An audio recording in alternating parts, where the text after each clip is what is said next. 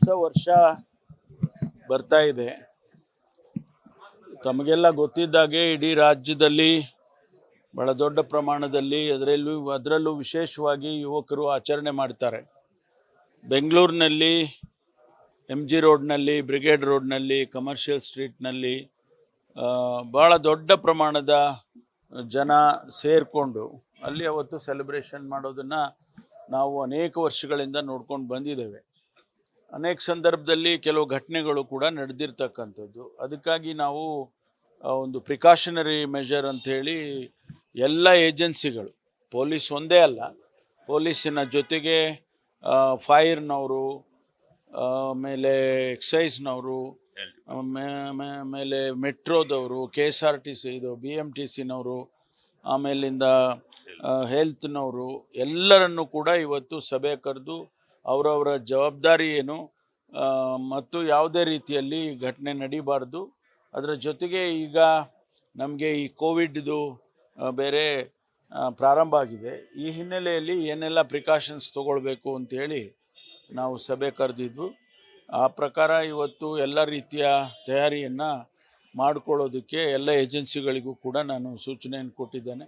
ಈಗಾಗಲೇ ಅವರವರ ಇಲಾಖೆಯಲ್ಲಿ ಏನೆಲ್ಲ ಮಾಡಬೇಕು ಅಂತ ಹೇಳಿ ಅವರು ಪ್ರಾರಂಭ ಮಾಡಿದ್ದಾರೆ.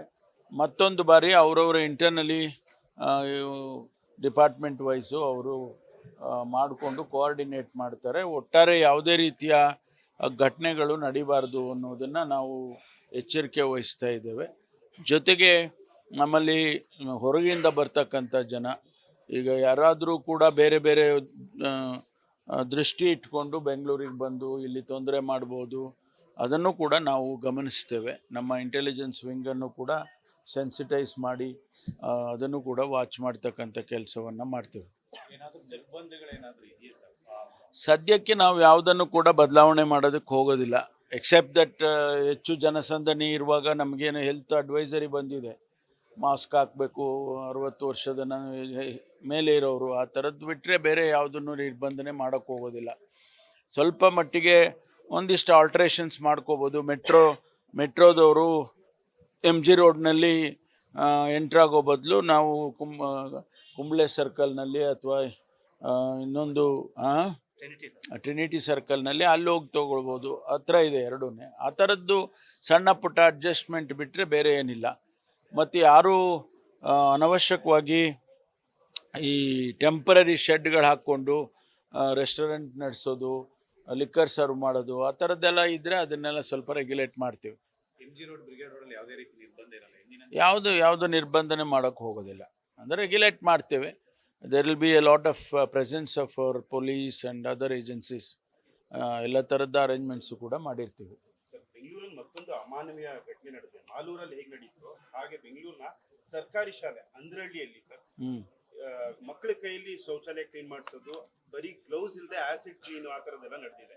ಪೋಷಕರು ಪ್ರತಿಭಟನೆ ಕೂಡ ಮಾಡ್ತಾ ಇದ್ದಾರೆ ಆ ಶಾಲೆಗೆ.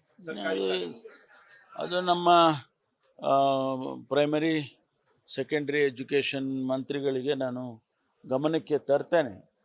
ಖಂಡಿತವಾಗಿ ಈ ರೀತಿ ನಡಿಬಾರ್ದು.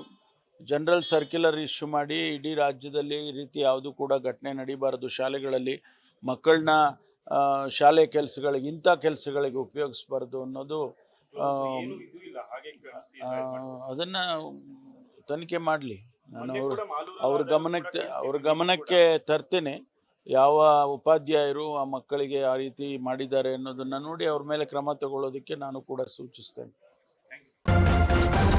ನ್ಯೂಸ್ ಫಸ್ಟ್, ನಿರ್ಭೀತಿಯಿಂದ ನಿಮ್ಮ ಪರವಾಗಿ.